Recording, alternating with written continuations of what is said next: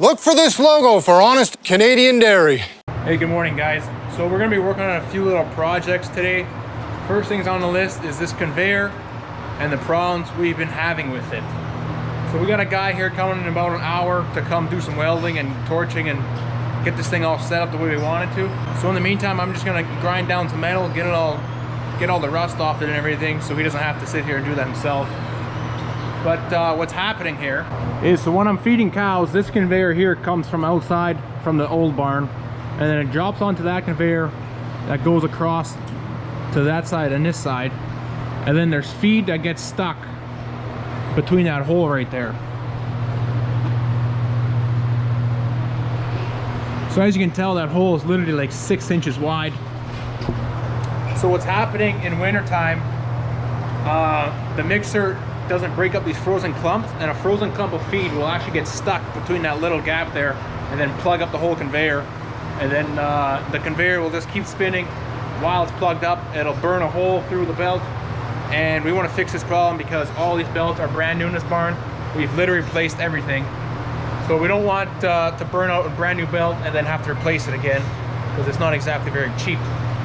So we're going to try dropping that conveyor down about 4 to 5 inches, and then hopefully that solves all the problems here. We're hoping anyways, but we're gonna see how it goes. So really all we gotta do here, this little brace right here is holding this conveyor up. So I'm gonna come in here with the skid steer, hold the conveyor up. He's gonna grind this off, torch it off, and then we're gonna bring it down to about here. So hopefully that'll work. I gotta take all this stuff off here, get it all out of the way, because we don't really need that stuff there anyways. It's just there because it's on the conveyor. So I'm gonna unbolt that. I'm gonna start grinding, cleaning up the metal, and then by the time I'm done that, hopefully he's here. So nothing to it like to do it.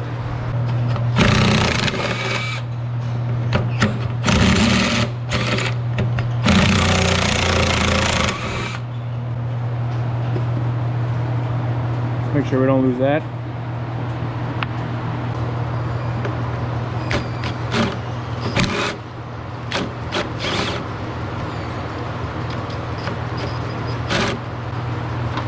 Here probably going to end up grinding it off.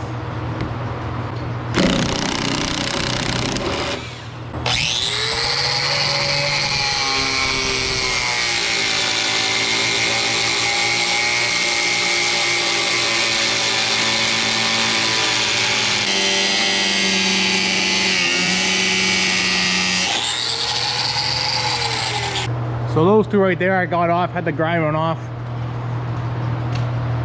I'm gonna have to take this one with the grinder as well, but I have to go from the other side. And then once this is off, there's gonna be a lot more room for this conveyor to drop down. But I'm thinking I'm gonna have to cut this off as well, somewhere right along here, and then it's completely gone, completely out of the way. Because even if one day I do need a piece like this, I got about 8 other conveyors I can probably just steal one off of, so I'm not too concerned if I completely destroy this little cover.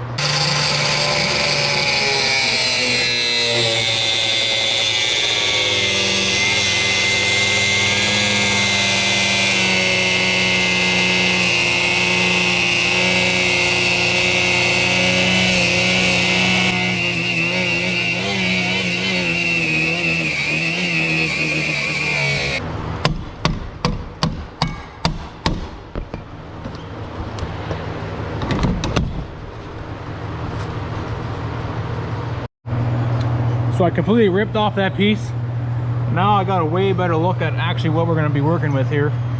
So we might be able to drop this thing down actually like 6 inches, but I am going to have to cut this off, because as you can see, if I drop it down, I only got about 1.5 to 2 inches there. So I'm going to cut this out, and then we're going to just drop this whole conveyor down probably about 6 inches, and then hopefully this will be the problem solved.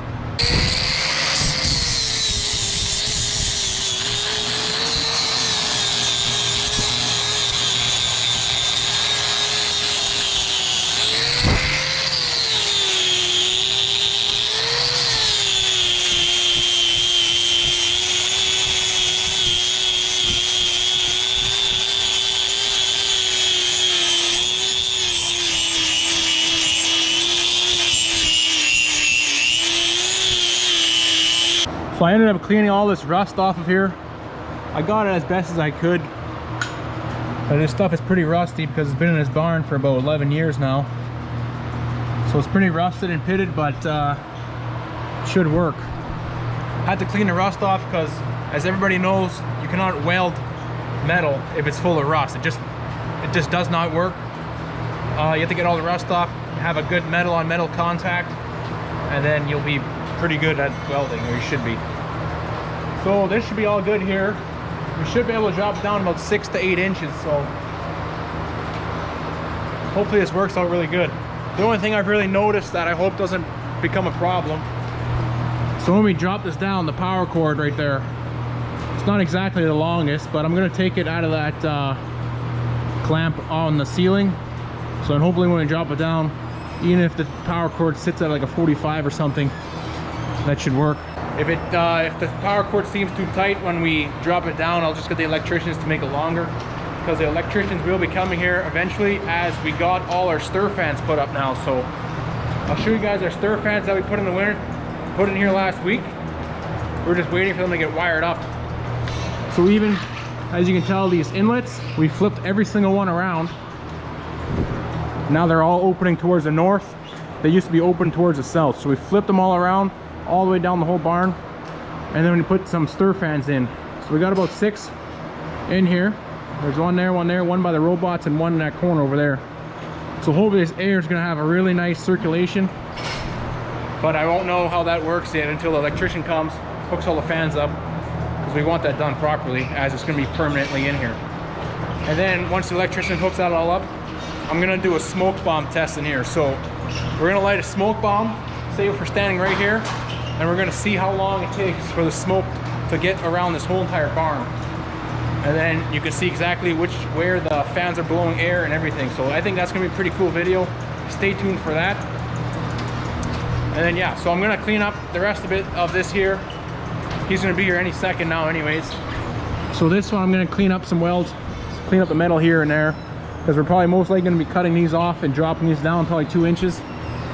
Same as that one right there. So do that, and then you should be here hopefully.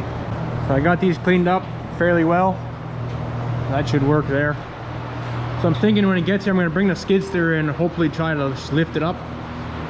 He can torch those braces out, probably torch this one out, and then we'll bring it down, re-weld it, and set it in place. So ideally this should be a pretty smooth job, but everyone knows how it works on the farm. 20-minute job turns to an hour, half-hour job turns to 3 hours, a 5-minute job turns to an all-day job. So we'll see how it goes. Hopefully this doesn't take all day, but hopefully it goes pretty smooth. So I'm going to be ending up taking all these cows out of the alley here, putting them on that side of the barn, because he's going to be backing his truck up in here to access this stuff pretty easily. So I guess while I'm waiting here, I might as well do my little next project here.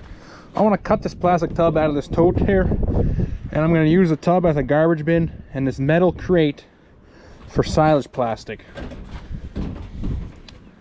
And it's just unbelievably nice outside today. Like, it is +3 out.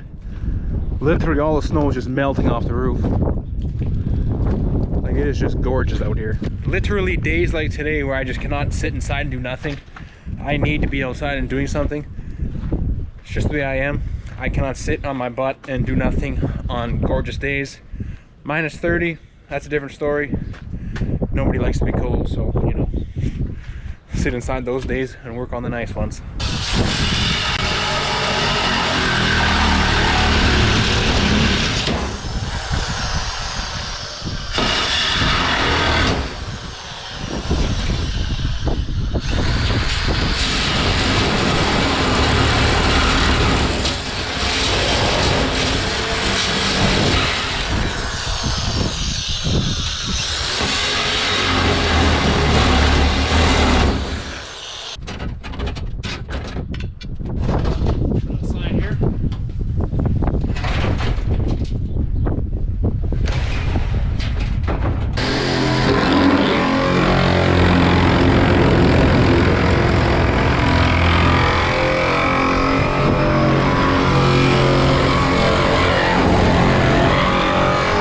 Well, that took me a total of about 2 minutes to do. So this I'm going to use for silage plastic, and I'm most likely going to burn it in here as well.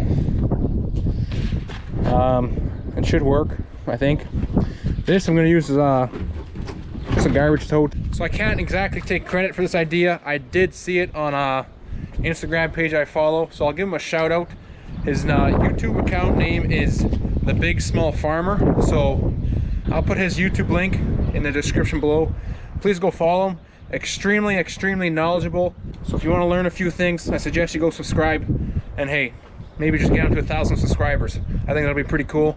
He is another fellow Manitoba dairyman, so he's about, I think about an hour away from here. I've been to his farm before. He's never came to see my nice new robots yet, but I think he's gonna come here eventually. So yeah, I saw this idea on his Instagram on a story.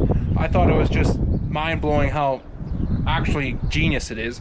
Because silage plastic right now, I just kind of pile it on the ground, and eventually the wind does take it. So then you got a big mess everywhere. You got to clean it up eventually. Put it inside this bin here.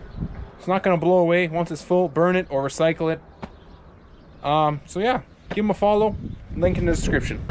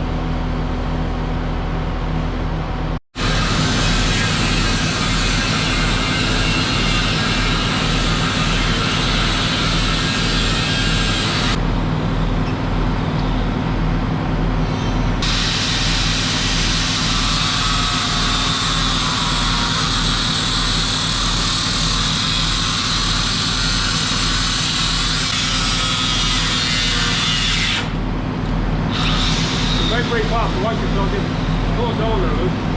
It'll probably break. The blade might down, right? Yeah, it'll fall off. Right? I'll hold it. You do this right here. Okay.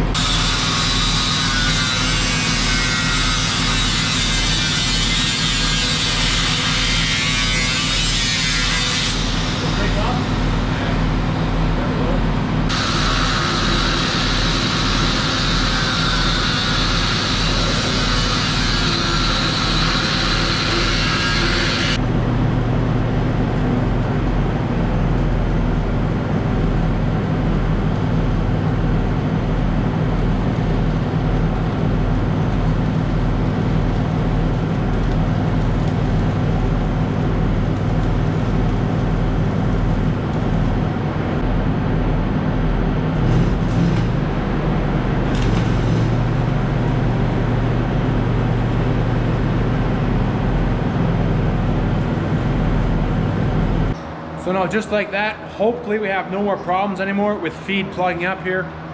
So if you guys are wondering why we did this, I'll put a picture up right here. So yeah, that kept happening, and it was just pissing me off to the point where a good day was turning into a bad day. So I had to do something about it. And now hopefully everything is fixed and should be good, because that space is about 1 foot now, and it used to only be like 6 inches. So we did end up dropping it down about 5.5 inches. This cord layer is luckily long enough, so that should be good like that. And then yeah, just re-welded the brackets lower down. Brought it down as far as I could where I grinded that off before earlier.